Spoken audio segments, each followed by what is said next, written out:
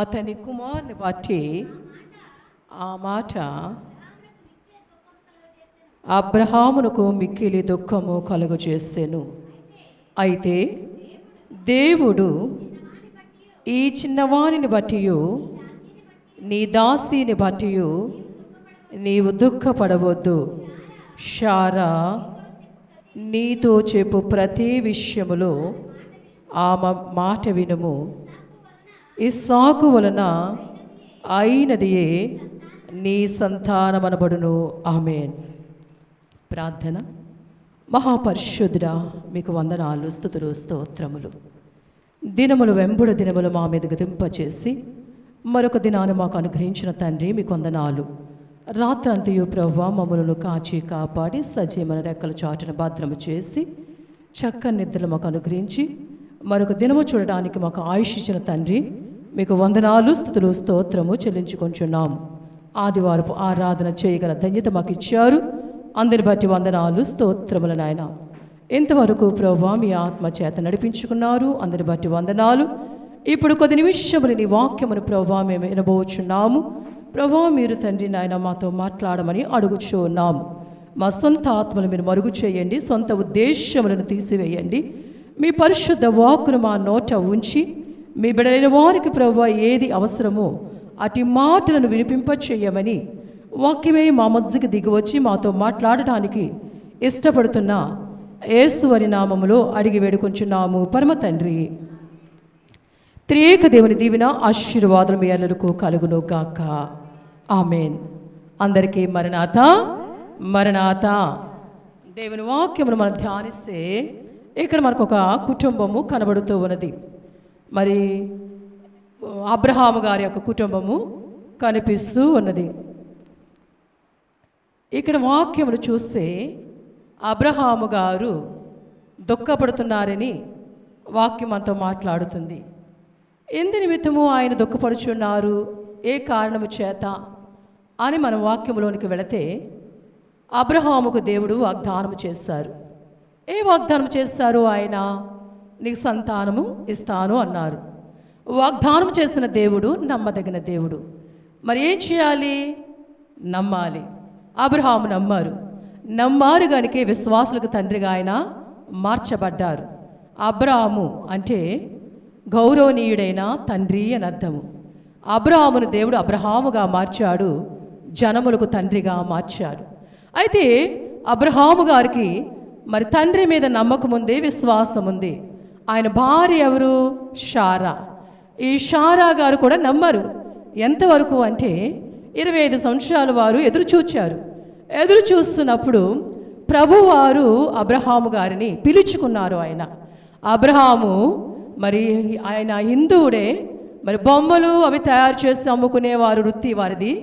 ఆ వంశంలోంచి వచ్చిన అబ్రహాము గారిని యెహోవా దేవుడు ఆయన కొరకు పిలుచుకుని ఆయన అన్నారు, నేను చూపించు దేశమునకు, నేను చూపించిన ప్రాంతమునకు వెళితే నిన్ను నేనేం చేస్తాను? ఆశీర్వదిస్తాను అన్నారు. దేవుని మాటను విన్న అబ్రహాము అలాగనే ఆయన మాట ప్రకారం అన్నీ విడిచిపెట్టేసి, తన బంధువులు విడిచిపెట్టి, దేశాన్ని విడిచిపెట్టి, వారు స్వాచ్ఛమును విడిచిపెట్టి ప్రభు చూపించిన దేశానికి వారు బయలుదేరి వచ్చిన తర్వాత అక్కడ వారికి మరి దేశములు కనాన్ దేశంలోకి వచ్చేటప్పటికి, ఐగుప్తు దేశానికి వచ్చేటప్పటికి అక్కడ ఆ దేశంలో నివాసం చేస్తున్నప్పుడు అబ్రహాము గారికి ఒక ఆలోచన వచ్చింది. ఏమనంటే ఆయన భార్య అయిన శారా చాలా అందగత్తె, చాలా సౌందర్యవతి.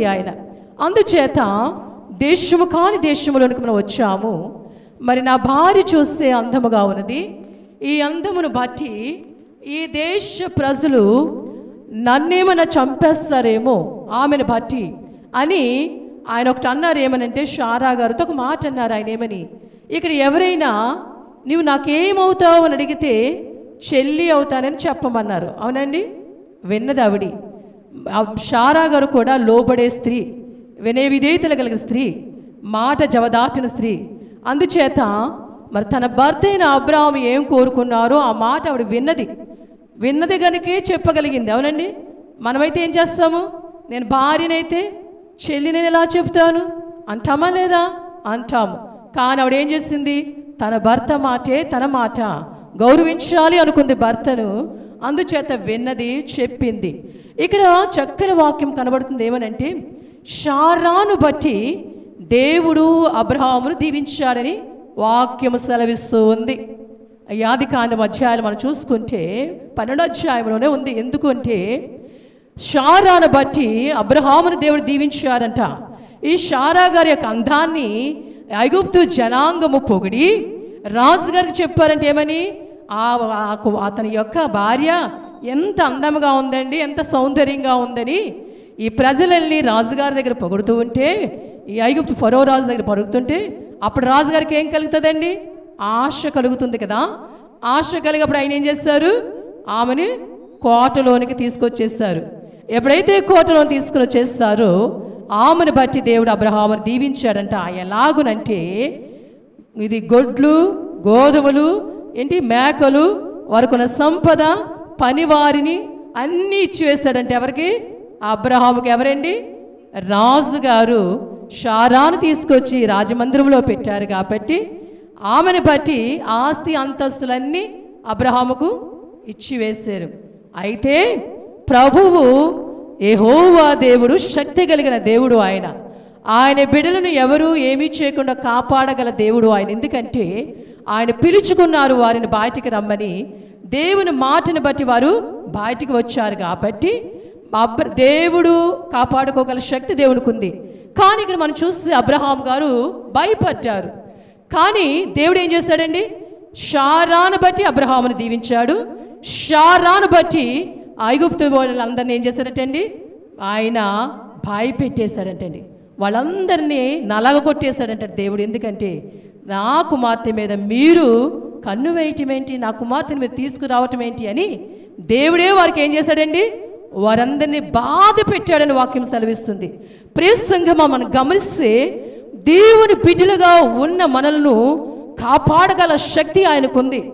మనము ఏ పరిస్థితుల్లో ఉన్నా, ఎలాంటి పరిస్థితుల్లో ఉన్నా, ఆ పరిస్థితుల్లోంచి మనల్ని మనం కాపాడుకోలేకపోయినా, లేక మనవారు మనల్ని కాపాడలేకపోయినా, మనము నమ్ముకున్న దేవుడు కాపాడగలడని ఈ వాక్యం ద్వారా దేవుడు మనతో మాట్లాడుతూ ఉన్నారు. అబ్రహాము ఆ దేశానికి, ఆ దేశ ప్రజలకి భయపడ్డాడు. అందుకే ఆయన ఏమన్నాడు? చెల్లి అని చెప్పమన్నాడు. కానీ దేవుడు ఏం చేస్తాడు? నేను రప్పించుకున్న నా బిడ్డలు, నేను పిలుచుకున్న నా బిడ్డలు, నేను నడిపించుకున్న నా బిడ్డల మీద మీ కన్ను పడకూడదని ఆ దేశ ప్రజలలో ఆయన భయము కలిగించాడు. వారిని బాధ పెట్టడం మొదలుపెట్టాడు. వెంటనే ఏం చేస్తాడు తెలుసండి? ఆ రాజు అబ్రహామును పిలిచి షారాను అప్పగించేస్తాడు. హల్లెలూయా, హల్లెలూయా. ప్రియ జనాంగమా, మనము భయపడుతున్నామేమో, దేవుడు పిలిస్తే మనం వెళ్ళడానికి భయపడుతున్నామేమో.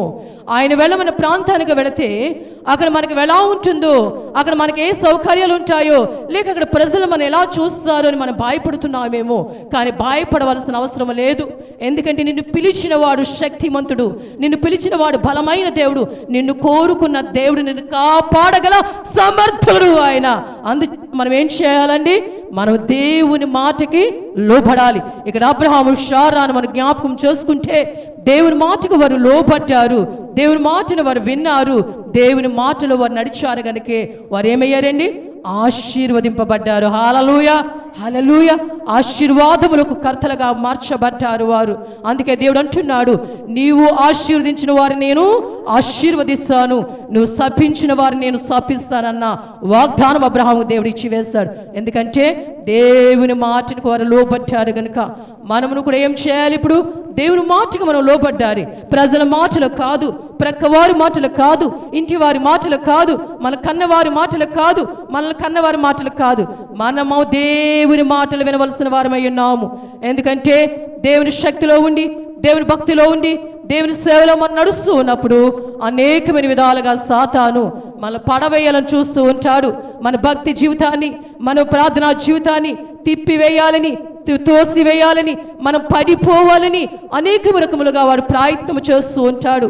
అలాంటి ప్రయత్నములను మనం ఏం చేయాలండి? ఎదుర్కోవాలి. ఆ సాతాను యొక్క బంధకాల నుంచి మనం విడుదల కావాలి అంటే ఎవరి మాట మనము వినవలసిన వారము కాదు. ఎవరి మాట వినాలి? మనల్ని పిలుచుకున్న దేవుని మాట మనం వినాలి. మన ప్రార్థన శక్తి వైపు మనం చూడాలి, దేవుని వైపు మనం చూడాలి. దేవుని వైపుకు మనం చూచినప్పుడు మనకన్నీ దేవుడు చేయగలవాడని ఈ వాక్యం సెలవిస్తుంది. అయితే ఇక్కడ మన వాక్యంలో చక్కని కుటుంబాన్ని మనం చూస్తూ ఉంటే భర్త మాటకు లోబడే భార్య, భార్య మాట వినే భర్త, దేవుడు చెప్పిన ప్రకారం నడుచుకునే కుటుంబం గనుక ఈ కుటుంబం ఏం చేయబడిందండి? ఆశీర్వదింపబడింది. మన ప్రపంచానికే వారి తల్లిదండ్రులుగా మార్చబడ్డారు. అబ్రహాములోంచే కదా ప్రతి సంతానం వచ్చింది. అబ్రహాములోంచే కదా యాకోబు వచ్చాడు. అబ్రహాములోంచే కదా ఇశ్రాయేలు వచ్చారు. ఇశ్రాయేలులోంచే కదా ఇప్పుడు ఈ జనాంగం మనందరము వచ్చాము. ఎందుచేత దేవుని మాట విని అబ్రహాము ఆశీర్వదింపబడ్డాడు. మనము ఆశీర్వదింపబడాలి అంటే దేవుని మాటను మనం వినాలని వాక్యం సెలవిస్తూ ఉంది. అయితే దేవుడు వాగ్దానం చేస్తాడు, సంతానం ఇస్తానని. వారు ఎదురు చూస్తూ ఉన్నారు సంతానం కొరకు. అయితే ఈ ఐగుప్తు దేశానికి వచ్చినప్పుడు మరి ఫారు మళ్ళీ ఇచ్చేశాడు కదండి. షారాను మళ్ళీ అబ్రహాంకి ఇచ్చినప్పుడు అబ్రహాంకి వారు ఏం చేస్తారంటే వారు ఆస్తిలో అంటే వారికి అప్పుడు ఆస్తి అంటే ఏంటి? పశువులు, మేకలు, దూళ్ళు, గొర్రెలు, ఇవే కదా ఆస్తి. వాటితో పాటునట వారు పనివారిని కూడా ఇచ్చేవారటండి. ఆ పనివారిని కూడా ఇచ్చారని వాక్యం సెలవిచ్చింది కదా అబ్రహాముకి. ఆ పనివారిలోనే వచ్చింది ఎవరంటే హాగరు. హాగరు ఎక్కడి నుంచి వచ్చిందంటే ఐగుప్తు దేశంలోంచి వచ్చింది. ఐగుప్తు మరి జనాంగం నుంచి వచ్చింది. చక్కగానే ఉంటూ ఉన్నారు. అయితే మరి ఎన్నిసార్లు చూచినా మరి సంతానం కలగట్లేదు. ప్రభు వాగ్దానం చేస్తాడు, ఇస్తానన్నాడు.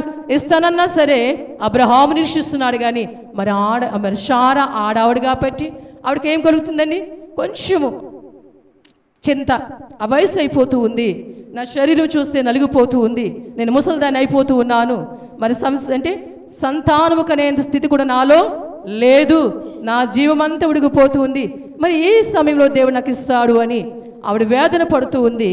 అయితే దేవుని మాట కాకుండా, దేవుని వాగ్దానము కాకుండా ఆవిడ సొంత ఆలోచనతో, సొంత జ్ఞానంతో ఏం చేసింది అంటే హాగర్ను చూచి మరి అబ్రహాముతో అంటూ ఉంది, మరి యజమానుడు కనుక గౌరవించుకుంటూ, మరి తండ్రి మనకు సంతానం లేదు కనుక ఇదిగో మన దాసి అయిన హాగర్తో నువ్వు వెళ్ళు, ఆమెకు ఒక కుమారుడు కంటే మనకి సంతానము కలిగిన వారం అవుతాము అని చెప్పింది. చెబితే మరి అబ్రహాము చేశాడు, భార్య మాట విన్నారు. ఇక్కడ ఏమొచ్చింది అంటే వారికి సొంత జ్ఞానం వచ్చింది. ఇంతవరకు దేవుడు జ్ఞానంతో నడిచారు, దేవుడు చెప్పాడు, విన్నారు పాపం. కానీ అదే మరి స్త్రీ కొంచెము బలహీనురాలు కదా, అందుచేత ఏమవుతుందంటే ఈ బలహీనం పడిపోయి పక్కనున్న భర్తను కూడా బలహీనపరిచేస్తుంది. అది ఎక్కడి నుంచి వచ్చింది? మనకి ఆదాముల నుంచి వచ్చింది. ఎందుకంటే మరి అవ్వగారి కదా పండు కోసి తినమంటే మరి ఆదాము గారు తినేస్తారు.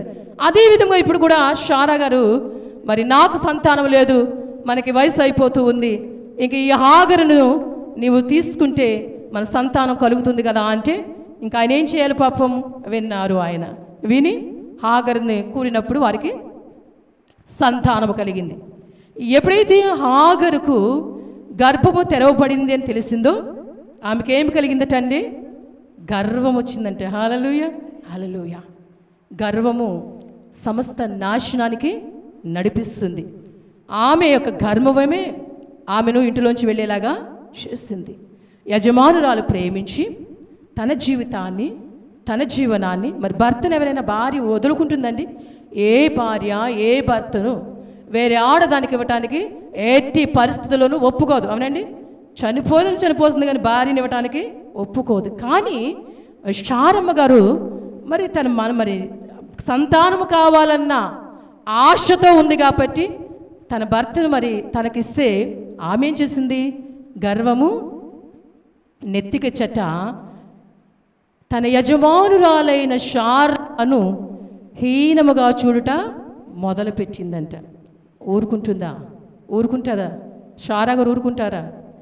తన దగ్గర పని చేసేది, తన మాట వినకుండా నెత్తికి మీద కళ్ళు వచ్చేసి తనని హీనపరిస్తే ఊరుకుంటుందా? ఊరుకోలేదు. అంతే అబ్రహాము చెప్పింది, ఇదిగో ఈ దాసి నన్ను నీచముగా చూస్తూ ఉంది గనక అని ఆవిడేం చేసిందంటే హాగర్ను బాధ పెట్టడం మొదలుపెట్టింది. హల్లెలూయా, హల్లెలూయా. సాతాను కుటుంబాలకు ఎలా చేరుతుంది అంటే ఇలాగే చేరుతూ ఉంటుందన్నమాట. నమ్మకముగా ఉన్న కుటుంబము, ప్రేమానురాగంతో ఉన్న భార్య భర్తలు, చక్కని దేవునికి లోబడిన కుటుంబము, దేవుల్లో సాగుతున్న కుటుంబములోనికి ఇప్పుడు ఏమొచ్చిందండి? సాతాను ఒక ముళ్ళు వేసింది, సంతానం అని ముళ్ళు వేసింది. హాగరు ప్రవేశించింది. ప్రియ సంగమ, జ్ఞాపకం చేసుకోండి, భార్య భర్తల మధ్యకి మూడో వ్యక్తి ప్రవేశించకూడదు. ఎప్పుడైతే మూడో వ్యక్తి మన జీవితాల్లోకి ప్రవేశిస్తుందో ఆ కుటుంబం ఏమైపోతుందండి? విచ్ఛిన్నమైపోతుంది. జాగ్రత్త, చాలా జాగ్రత్తగా మనం జీవించాలని దేవుని వాక్యం హెచ్చరిస్తూ ఉంది. మనం ఎవరిని నమ్ముతున్నామో, ఎవరిని మనం చూస్తున్నామో వారికి చాలా జాగ్రత్తగా ఉండాలి. మనము నమ్మిన వారు ఏం చేస్తారండి? నమ్మిన వారే గోతులు తీస్తారు, నమ్మిన వారే ద్రోహం చేస్తారు. ఎందుకంటే వారిని మనం బలముగా నమ్మేస్తాం కాబట్టి, బలముగా నమ్మిన తర్వాత వీరు మనల్ని ఏం చేయలేరు, అయ్యో చాలా మంచి వారిని నమ్మేస్తాం కదా. ఆ నమ్మకం వారు ఏం చేసుకుంటారంటే వారి స్వార్థానికి ఉపయోగించుకుంటారు. కనుక మనం ఎవరితో స్నేహం చేసినా, మనం ఎవరితో మరి సహవాసం చేసినా, ఇంటి పక్క వారు అవ్వచ్చు, ఎదురింటి వారు అవ్వచ్చు, పక్కింటి వారు అవ్వచ్చు, చుట్టాలు అవ్వచ్చు, బంధువులు అవ్వచ్చు, అక్క చెల్లెళ్ళు అవ్వచ్చు, మన కుటుంబంలో ఎవరైనా సరే నమ్మవలసిన పరిస్థితులు లేవని దేవుని వాక్యం సెలవిస్తుంది. హాగరును నమ్మింది శారా. నమ్మి తన భర్తకు ఒక కుమారుని కంటుందని భర్తకిచ్చింది. ఈ హాగరు ఏం చేస్తుందంటే యజమానురాలనే తక్కువగా చూడడం మొదలుపెట్టింది. శారా దాన్ని జీర్ణించుకోలేకపోయింది. వెంటనే ఏం చేసిందండి? హాగరును బాధ పెట్టడము మొదలుపెట్టింది. ఇంతవరకు వారిలో ఏమైనా ఉందా? బాధ ఉందా? కొట్లాట్లు ఉన్నాయా? దెబ్బలాట్లు ఉన్నాయా? ఈ శారా పెట్టిన బాధలు తట్టుకోలేక హాగరు ఏం చేసిందండి? పారిపోయింది. హల్లెలూయా, హల్లెలూయా. పారిపోయి అరణ్యంలో వెళ్ళిపోయి ఎటు వెళ్ళక తోచక ఒక చోట నిలబడి ఆమె చూస్తూ ఉన్నప్పుడు దేవుని దూత దిగి వచ్చింది. హల్లెలూయా, హల్లెలూయా. దేవుని దూత దిగి వచ్చినప్పుడు అంటుంది, హాగరు, హాగరు, నువ్వు ఎక్కడికి వెళుచున్నావు అని అడుగుచున్నప్పుడు అప్పుడు అంది ఏమని? నా యజమానురాలిని నన్ను పంపివేస్తుంది, వెళ్తున్నానంటే అప్పుడు దేవుని మాట, ఒక చక్కని మాట చెప్తుంది. ఏమనంటే, నీవు తిరిగి యెహోవా దూత హాగరు నీ యజమానురాలు యొద్దకు తిరిగి వెళ్ళి ఆమె చేతి కింద అణిగియుండుము. హల్లెలూయా, హల్లెలూయా. దేవుని నీతి చాలా గొప్పది. హల్లెలూయా, హల్లెలూయా. దేవుని నీతి చాలా గొప్పది. దేవుని న్యాయం చాలా గొప్పది. మనుషులను మనం మోసం చేస్తారేమో కానీ దేవుడు మనల్ని మోసం చేయడు. అందుకే అంటుంది కదా దేవుని దూత, హాగరు పారిపోతున్నప్పుడు దేవుడు అయ్యో పాపం అనలేదండి, అయ్యో నువ్వు వెళ్ళిపోతున్నావా అని అనలేదు. ఏమన్నా తెలుసా? నువ్వు తిరిగి నీ యజమానురాలు దగ్గరికి వెళ్ళు, వెళ్ళిన తర్వాత ఏమన్నా ఆమె చేతి కింద అణిగి ఉండమంటున్నాడు. హల్లెలూయా, హల్లెలూయా. ఎందుకంటే యజమానురాలే, దాసియే. ఎవరి పనులు వారు చేయవలసిందే, ఎవరి అంతస్తుల వారు ఉండవలసిందే. దేవుడిచ్చిన ఆధిక్యతలో ఎవరికి దేవుడు ఏ ఆధిక్యత ఇచ్చాడో ఆ ఆధిక్యతను వారు నిలుపుకోవాల్సిందే తప్ప మరి మనకు కొంచెం చనువిచ్చాము కదా అని ఏం చేయకూడదండి? చంకెక్కకూడదు. హల్లెలూయా, హల్లెలూయా. ఎక్కడ ఉండవలసిన వారు అక్కడ ఉంటేనే వారికి మర్యాద దక్కుతుందా లేదండి? మర్యాద దక్కుతుంది. నువ్వు చక్కగా నీ యజమానురాలు నిన్ను ప్రేమించి తన భర్తకి నేను భార్యను చేసి నిన్ను ఉంచినప్పుడు నువ్వు అణిగిమని ఉన్నావు అనుకో, ఆవిడ ఏం చేస్తుంది పాపం? వాళ్ళతో పాటు సమానముగా నిన్ను చూచుండేదేమో, నీ కుమారుని సమానంగా చూచుండేదేమో. నువ్వు అలా చెయ్యక వెర్రవీగి గర్వం తెచ్చుకొని నీ యజమానురాల్ని తక్కువగా చూడను మొదలు పెట్టావు కాబట్టి ఇప్పుడు నీకేమొచ్చేసిందో తెలుసా? అణిగి ఉండే స్థితి ఇచ్చేస్తాడు దేవుడు. మణిగి ఉండే స్థితి నీకు ఇచ్చేస్తాడు దేవుడు. చక్కగా నువ్వు అలా చేసి ఉండకపోతే ఆవిడ గర్భంతో ఉన్నావని, చక్కగా నువ్వు గర్భం ధరించావని నీ యజమానురాలు నిన్ను ప్రేమించును, నీకు కావాల్సిన పెట్టును, కాలు కింద పెట్టకుండా నిన్ను మరి బిడ్డకనేంతవరకు చూచినా లేదండి? చూస్తారా లేదా? చూచును. కానీ ఆ అంతస్తును ఏం చేసిందంటే హాగరు పోగొట్టుకుంది. హల్లెలూయా. మూడో వ్యక్తి మనలోనికి వచ్చిందని, ఎవరో వచ్చి మనకు పొలాలు పెట్టారని, ఎవరో వచ్చి చెప్పారని మన బంధాన్ని ఏం చేయకూడదండి? విడదీసుకోకూడదు. భార్య భర్తల బంధాన్ని దూరం చేసుకోకూడదండి. ఎన్ని బాధలు వచ్చినా, ఎన్ని సమస్యలు వచ్చినా, ఎన్ని శోధనలు వచ్చినా, ఎన్ని కష్టాలు వచ్చినా వారి చివరి వరకు ఏం చేయాలి? కలిసి జీవించాలి. ఒకే మాట, ఒకే బాట, ఒకే తలంపు కలిగిన వారే దేవుని నామములో నడవలసిన వారే భార్య భర్తలు అంటే తప్ప చెడిపోవలసిన వారు కాదండి. మన బయట వాళ్ళ మాటలు వినేసి ఏం చేస్తూ ఉంటామంటే నిజాలు తెలుసుకోకుండా, మన నిజమేంటో ఎరగకుండా ఎదుటివారు చెప్పిన మాటలు వినేసి మన మధ్యన గొడవలు పెట్టేసుకుని ఏమైపోతాము? దూరం అయిపోతాం. దేవుడు మాట్లాడుతున్నాడు ఈ రోజున ప్రియ సంగమా. దేవుని శక్తి మనతో మాట్లాడుతుంది, దేవుని ఆత్మ మాట్లాడుతుంది. భార్య భర్తలు దేవుడు కలగజేస్తాడు, వారి ఏకశరీరంగా ఉండాలి, ఆశీర్వదించాడు. ఆశీర్వాదాన్ని మనం ఏం చేయకూడదు? పోగొట్టుకోకూడదు. అందుకంటే అబ్రహాముతో నీ భార్యను శారా మాట వినేలు అంతే, ఇంక మరి వేరే చేయొద్దు అంటున్నాడు ఆయన. ఆ శారా ఏం చెప్తుంది? దాన్ని బట్టి విను. శారాకు కలిగిన బిడ్డే వాగ్దాన సంతానం అవుతుంది. ఎందుకంటే నేను షారాకు వాగ్దానం చేస్తాను, నీకు గర్భములో బిడ్డ పుడతాడు, అదే వాగ్దాన పుత్రుడు, అతనే ఇస్సాకు గనుక ఆ బిడ్డను బట్టి మీరు సంతోషించండి అంటున్నాడు దేవుడు. హల్లెలూయా, హల్లెలూయా. దేవుని వాగ్దానములు మనం వినాలి, దేవుని వాగ్దానాన్ని మనం పట్టుకోవాలి. దేవుని వాగ్దానం కొరకు మనం ఏం చేయాలండి? నిరీక్షించాలి. చక్కని మాట ఉంటుంది, యోగ్యురాలు తన పెనిమిటికి కిరీటం అని ఉంటుంది. అలాగే మరి చక్కని ఏంటంటే, మేలు కోరి స్నేహితుడు గాయములు చేయును, పగవాడు లెక్కలేని ముద్దు పెట్టును. ఈ చక్కని వాడు జ్ఞాపకం పెట్టుకోండి. ఎందుకో తెలుసండి, మనవారు మన మేలు కోరేటంట గాయం చేస్తారంట. ఎలాంటి, మన భర్త అవ్వచ్చు, భార్య అవ్వచ్చు, పిల్లలు అవ్వచ్చు, స్నేహితులు అవ్వచ్చు, ఎవరైనా సరే కొంచెం చెడిపోతున్నారు, అదే పాపంలో పడిపోతున్నారు అనుకున్నప్పుడు మనం ఏం చేస్తామండి? హెచ్చరిస్తాము. వారు బాధ కలిగినా సరే, నువ్వు వెళ్ళే దారి తప్పు, నువ్వు వెళ్తున్న మాట తప్పు, నువ్వు చేస్తున్న పని తప్పు అని వారు చేసింది మనం ఎత్తి చూపి సరిచేయాలని వారి మనసు గాయపడినా చెప్తాము. వారు గాయపడతారు అని ఎందుకు చెప్తున్నాము? వారు మన మాట విని వారు సరవుతారు, చక్కని మార్గంలో వస్తారు అని మనం చెప్తాం. ఎందుకు? మనవారు కాబట్టి, వారు మనకు సంబంధించిన వారు కాబట్టి. వారు పాడైపోతే మనము చూడలేము కాబట్టి, లోకం వాళ్ళని చెడ్డగా చూపిస్తే మనం భరించలేము కాబట్టి చెబుతాం. అది వాళ్ళకి ఎలా ఉంటుందో తెలుసండి? వాళ్ళకి ఎక్కదు, అది వాళ్ళకి రుచించదు. మన మీద తిరగబడిపోతారు. అలా చెప్పిన వారి మీద ఏమవుతారండి? తిరగబడిపోయి వినరు. కానీ పగవాడు లెక్కలేని ముద్దులు పెడతాడు. ఎందుకంటే వాడికి అవసరం లేదు, వాళ్ళు పాడైపోయిన వారికి అవసరం లేదు, వారు చెడిపోయిన వారికి అవసరం లేదు. ఎందుకు? వారి జీవితం వారంతా కలిసి ఉండరు. ఆ క్షణానికి వస్తారు, మాయ మాటలు చెప్తారు, కొంచెం నవ్వుతారు, వెకిలి చేస్తారు, కావాల్సింది ఏంటో పట్టుకుంటారు, పట్టిపోతారు. అక్కడి వరకు వారి జీవితము. కనుక వారు ఏం చేస్తారు? తీపి కబుర్లు చెప్పేసి, లాలన మాటలు చెప్పేసి వీళ్ళని ఏం చేస్తారండి? వలలో వేసేసుకుంటారు. అవి వీళ్ళకి ఎలా ఉంటాయంటే రుచించేస్తాయి. అబ్బా, వాళ్ళు కనుక నన్ను ప్రేమించేస్తున్నారు, వాళ్ళు కనుక నన్ను చాలా బాగా చూసేస్తున్నారు, వారు కనుక నాకు ప్రాణం పెట్టేస్తున్నారు అనుకుంటారు. మన దగ్గరకు వస్తే ఏమిటారు? వీళ్ళు అస్తమారు నష్టపెట్టేస్తారు, మన బుర్ర తినేస్తారు. కానీ ఆ నిజమేంటో న్యాయమేంటో వీళ్ళు గుర్తించరు. ఎందుకంటే సాతాను బంధకాల్లో వారు ఉన్నారు కాబట్టి, మాయ మాటల్లో వారు ఉన్నారు కాబట్టి రుచించి వారికి మేలును కోరి నా కోసం చెప్తున్నారు కదా. అంతా అయిపోయిన తర్వాత కళ్ళు తెరుచుకున్నాక, అయ్యో ఆ రోజు నేను నాకు చెప్పారు, నేను వినలేకపోయాను, బాధపడిన దానివల్ల ప్రయోజనం లేదండి. గమనించండి అమ్మా, ప్రియ బిడ్డలారా, ఎవరైనా మిమ్మల్ని హెచ్చరిస్తూ ఉంటే, మీరు లేకపోతే ఇలా వెళ్తున్నారని ఎవరైనా ఒక మంచి మాట చెప్తే స్వీకరించండి, ఆ మాటను గ్రహించండి. అయ్యో నిజమేనేమో, నేను తప్పిపోతున్నానేమో, నేను మన దేవుని విడిచి పని లోకంలో పడిపోతున్నాయేమో, అందుకే వీరు చూస్తున్నారు కాబట్టి, వీరు గమనిస్తున్నారు కాబట్టి, లోకంలో వీరు మాటలు వినబడుతున్నాయని మళ్ళీ హెచ్చరిస్తున్నారేమో అని గమనించుకోండి. ఎవరైనా అలా మంచి మాటలు చెప్తే వినండి, విని సరిచేసుకోండి, అప్పుడు ఆశీర్వదింపబడతారు. అంతే తప్ప వారి మీద పగబెట్టేసి వీళ్ళేంటి నన్ను ఎలాగంటున్నారు, వీళ్ళేంటి నాకు ఇలా చెప్తున్నారు, వీళ్ళు నాకు చెప్పవలసిన అని అనుకోకండి. ఎందుకో తెలుసా? అది అలా అనుకునే నాశనానికి నడిచిపోతారు, నాశనానికి వెళ్ళిపోతారు. మంచి మాటలు చెప్తే వినండి, సరిదిద్దుకోండి, సరవ్వండి. ఎవరైనా లాలన మాటలు, ప్రేమ మాటలు చూపిస్తే నమ్మకండి. ఎందుకంటే వారు పైకి వారు మాట్లాడతారని వారు అంతరంగం అంతా ఎలా ఉంటుందంట? కపటముతో ఉంటుంది. మన నాశనం అయిపోవడం వారు కోరుకుంటారు, మన పాడైపోతే వారు కోరుకుంటారు. అలాంటి వారి మాటలు మాత్రం దయచేసి నమ్మకండి. మేలేదో చెడేదో జ్ఞానం ఇచ్చాడు దేవుడు.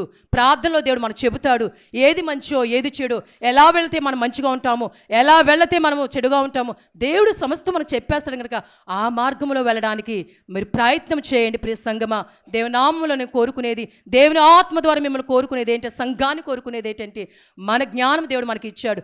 సొంత జ్ఞానాలతో మనం వెళ్ళొద్దు. ఏ పని చేయాలన్నా, ఏది చేయాలన్నా ఆలోచిద్దాము, దేవుని అడుగుదాము, దేవుని అడిగి చేయండి. ప్రభా, ఇదిగో ఇది అంటున్నా, ఈ తలంపు నాకు వస్తుంది, ఇది నేను చెయ్యొచ్చా చేయకూడదా, ఈ పని నేను చేస్తే నాకు మంచా కాదని అడగండి. షారా అలా అడగలేకపోయింది కాబట్టి ఏం తెచ్చుకుందండి? కుంపడి తెచ్చుకుంది. ఆ తెచ్చుకున్న కుంపడి ఇప్పుడు వరకు కూడా ఏమైపోయిందండి? ఇస్మాయిల్ జనాంగము, హాగర్ జనాంగం విస్తరించేసింది, ఈ షారా యొక్క జనాంగము విస్తరించేసింది కదండి, విస్తరించేసింది. అలా చేసి ఉండకపోతే దేవుడు కోరుకున్నట్లుగా దేవుడు జనాంగమే ఉండేవారేమో. కానీ ఏదైనా దేవుని చిత్తము. షారా పొడబడింది, తన జ్ఞానంతో వెళ్ళింది గనకే ఆమె ఏం చేసిందండి? మరి దాసి చేత అవమానపడిన, దాసి చేత హీనపరచబడిన దేవుడు మళ్ళీ ఏం చేశాడండి? దాసే యజమానురాలు తీర్పు చెప్పాడు. మన జీవితాలు కూడా దేవుడు చెప్తాడు. ఎందుకంటే మనం కురింగిపోతున్నామేమో, బాధపడుతున్నామేమో. ఇలాంటి జీవితాలు మన జీవితాలు ఎంతమంది ఉన్నాయో. మనము మరి కుటుంబంలో చెప్పుకోలేని బాధలు, ఇతరులకు చెప్పుకోలేని బాధలు మన జీవితాలు ఎన్ని ఉన్నాయో దేవుని చెప్పుకోండి. ఎవరు చెప్పుకోండి? దేవుని చెప్పుకోండి తప్ప శారవలు ఎవరు అడుగు వేయవద్దు. దేవునికి చెప్పుకోండి. సమస్తమును సరిచేసేవాడు ఆయనే. సమస్త ఇక్కడి నుంచి మనల్ని తొలగించేవాడు ఆయనే. సమస్త బంధకం నుంచి మనం విడుదల చేసేవాడు ఆయన మాత్రమే. కనుక ఆయన పాదాలు పట్టుకోండి, ఆయన అడగండి, ప్రవ్వా నా కుటుంబంలో పరిస్థితులు ఇవి, నా సంఘములో పరిస్థితులు ఇవి, లేక నా చుట్టుపక్కల పరిస్థితులు ఇవి, ఇదిగో తండ్రి ఇలా ఉన్నాము, మీరే సహాయం చేయండి అని దేవుని మనం అడిగామనుకోండి, సమస్తమును దేవుడు సహాయం చేయగల దేవుడు ఆయన. సహాయము చేయగల దేవుడు ఆయన. చక్కని కుటుంబ వ్యవస్థను దేవుడు ఇచ్చాడు. శారా తన భర్తను నా యజమానుడు అనుకుంది. శారాను అబ్రహాము ప్రేమించాడు కనుకే వారి కుటుంబము ఆశీర్వదింపబడింది. జనాంగములకు తల్లిదండ్రులుగా వారు మార్చబడ్డారా? లేదండి, మార్చబడ్డారు. విశ్వాసుల తండ్రిగా మార్చబడ్డాడు. జనములకు తల్లిగా మార్చబడింది. అందుకన్నాడు శారా గర్భములోంచి రాజులు వస్తారు, యాజకులు వస్తారు, సమస్త జనాంగం వస్తుందని దేవుడు ఆశీర్వదించాడు. అట్టి ఆశీర్వాదం ఎందుకు పొందుకున్నారో తెలుసా? దేవుడికి మొదట భార్యాభర్తలు ఎదురు దేవుడికి లోబడ్డారు. దేవుని మాట వారు విన్నారు. అలాగే ఇద్దరికిద్దరు ఏం చేశారు? ఒకరినొకరు గౌరవించుకున్నారు, ఒకరినొకరు ప్రేమించుకున్నారు, ఒకరి మాటకు ఒకరు విలువించుకున్నారు. అది కావాలండి ప్రతి భార్య భర్తలు. భార్య చెప్తే భర్త వినాలి, భర్త చెప్తే భార్య వినాలి. నీ మాట నేనేంటేమేంటి, నీ మాట ఏంటి అని అన్నామనుకోండి, ఆ సంసారాలు ముందుకు సాగవు. మధ్యలోనే ఏమైపోతాయండి? విడిపోతాయి. ఆర్తి పరిస్థితి మనం తెచ్చుకోకూడదు. దేవుని కలిగిన జనాంగము, మనం దేవుని కలిగిన బిడ్డలమునగా దేవుడు ఏర్పాటు చేసిన బంధాలు కనుక ఈ బంధాలు మనం ఏం చేయాలండి? మన రాక పర్యంతము నిలుపుకోవలసిన వారమై ఉన్నాం. కష్టం వచ్చినా, శ్రమ వచ్చినా, శోధన వచ్చినా, బాధ వచ్చినా, భరించలేని పరిస్థితులు నీ సంసారంలో వచ్చినా మనం ఏం చేయాలండి? దేవుని వైపు చూస్తూ దేవునికి అప్పగించుకుంటూ, అయ్యా నువ్వు ఇచ్చిన ఈ బంధము, నువ్వు ఇచ్చిన ఈ జత నీకే సమర్పణ నాయన. నేను కడవరకు జీవించగల శక్తి, నేను రాక పర్యంతము కలిసి ఉండగల శక్తి నాకు ఇవ్వండి అని నిత్యం మనం ప్రార్థన చేసుకుంటూ ముందుకు సాగవలసిన వారమే కానీ విడిపోవలసిన వారం కాదని దేవుడు చెబుతున్నాడు. ఎందుకంటే దేవుని ఏర్పాటు చేసిన వాడిని మనుషులు విడదీయరాదని వాక్యం సెలవిస్తుంది. ఎవరు మన మధ్యకు వచ్చినా మొదటిలోనే త్రుంచి వేసుకుని, మొదటిలోనే కట్ చేసేసుకుంటూ ఉంటే మన బ్రతుకుల్లో ఏముండదండి? ఎటువంటి వేదనలు ఉండవు. శారా వలె మనం బాధపడవలసిన అవసరము లేదు, కుటుంబాలు విచ్ఛిన్నమవలసిన లేదు, పిల్లలు అనాథలుగా మార్చవలసిన అవసరము లేదు కదండి. చాలామంది ఆలోచించగా ఇలా విడిపోతుంటే ఏమవుతుందో తెలుసా? పిల్లలు నష్టపోతున్నారండి. పిల్లలు నష్టపోతున్నారు. అన మన పిల్లల్ని ఎలా కంటున్నాము? ఎంత ప్రయాసలు పడుకుంటున్నాము? ఎంత అడిగ కంటున్నాము? మరి రేపొద్దున ఆ బిడ్డల భవిష్యత్తు ఏంటి అని ఆలోచిస్తున్నారా చాలామంది? ఏంటి మాట వస్తే విడిపోతాం వద్దు అనుకుంటున్నావే తప్ప మరి మీరు కన్న బిడ్డలు ఏమైపోతున్నారు? వారి భవిష్యత్తు ఏమైపోతుంది? మనం ఇలా ఇడిపోతున్నప్పుడు ఆ పిల్లల్ని ఎంతమంది హేళన చేస్తారు, ఎంతమంది అవమానాలు పాల్పరుస్తారు. వారు వెళ్ళే ప్రతి చోట నీ తండ్రిలాగా, నీ తల్లిలాగా అంటే వాళ్ళు ఎంత కురింగిపోతారో ఒకసారి ఆలోచిస్తున్నామా మనము? అవన్నీ మనం ఆలోచిస్తే దేవుడు వేసిన బంధాన్ని మనం నిలుపుకుంటాము, కాపాడుకుంటాము, ఆ మార్గం మనం నడుస్తామని దేవుని వాక్యం సెలవిస్తుంది కనుక. అలాగనే అబ్రహాము శారా గౌరవించుకున్నారు కనుక మధ్యలో వచ్చిన హాగన మధ్యలోనే వారు పంపించేయడానికి దేవుడు అవకాశం ఇచ్చాడు. వారి జీవితాంతము కలిసి ఉండేలాగున చక్కగా ఇస్సాకును కని ఇస్సాకు ద్వారా జనాంగంలో బయటికి రావడానికి దేవుడు వారిని ఆశీర్వదించాడు. అలాగనే దేవుడు మనల్ని కూడా ఆశీర్వదింపబోతున్నాడు. పెళ్లి కుమార్తెలుగా మనం సిద్ధపడుతున్నాము కనుక నీ వరుడు నిన్ను కోరుకుంటున్నాడు, నీ ప్రియుడు నిన్ను కోరుకుంటున్నాడు. ఆయనకు తగిన వరుడుగా, ఆయన తగిన వధువుగా మనం ఉండాలని ఆశపడుతున్నాడు. ఆయన మాటను గౌరవించే వధువుగా మనం ఉంటే, మన ప్రేమించే వరుడుగా ఆయన ఉంటున్నాడు కనుక అటు ప్రియుడు ప్రియురాలు బంధము మనకు కలిగిన వారమే. దేవుడు మరలా వచ్చినప్పుడు ఆయనతో పాటు మేఘమికి ధన్యత ఆ దేవాతి దేవుడు మన ఎల్లరికూ కలుగజేయును గాక. ఆమేన్. ప్రభువా మీకు వందనాలు, స్తుతులు, స్తోత్రములు. కొద్ది నిమిషములు మాతో మాట్లాడారు. వాక్యము ద్వారా మమ్మల్ని బలపరిచి మేము ఎలాగో జీవించాలో నీకు ప్రభు మహిమ తెచ్చే బిడ్డలుగా, నీ నామాన్ని బిడ్డలుగా, నీకు సాక్షులుగా మేము ఎలాగున ప్రభు జీవించాలో మాకు నేర్పిన తండ్రి మీకు బలపరిచి పట్ల కార్యములు చేయమని ఈ వాక్యమే దిగి వచ్చి మాతో మాట్లాడి మమ్మల్ని ఆదరించి బలపరిచిన యేసు అని నామములో అడిగి వేడుకొంచున్నాను పరమ తండ్రి. ఆమేన్. అందరికీ మరణాథ.